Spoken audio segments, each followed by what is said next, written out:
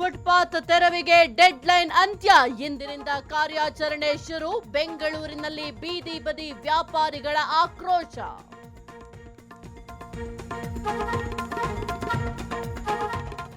ಗೃಹ ಜ್ಯೋತಿ ಫಲಾನುಭವಿಗಳ ಫಿಲ್ಟರ್ ಶುರು. ಇವತ್ತಿನಿಂದಲೇ ಮನೆ ಮನೆ ಸರ್ವೆ. ರೀಡರ್ಗಳಿಗೆ ದಾಖಲೆ ತೋರಿಸಿದ್ರಷ್ಟೇ ಕರೆಂಟ್ ಫ್ರೀ.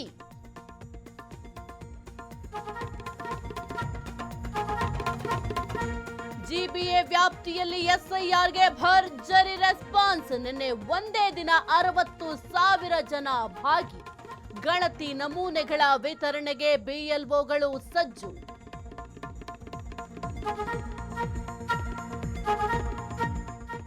ರೇಣುಕಾಸ್ವಾಮಿ ಕೊಲೆ ಕೇಸ್ನಲ್ಲಿ ಸಾಕ್ಷಿ ನಾಶಕ್ಕೆ ಯತ್ನ.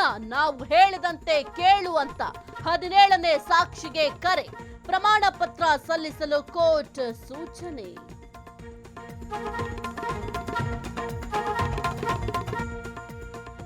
125 ವರ್ಷಗಳ ದಾಖಲೆ ಮುರಿದ ಬರಗಾಲ.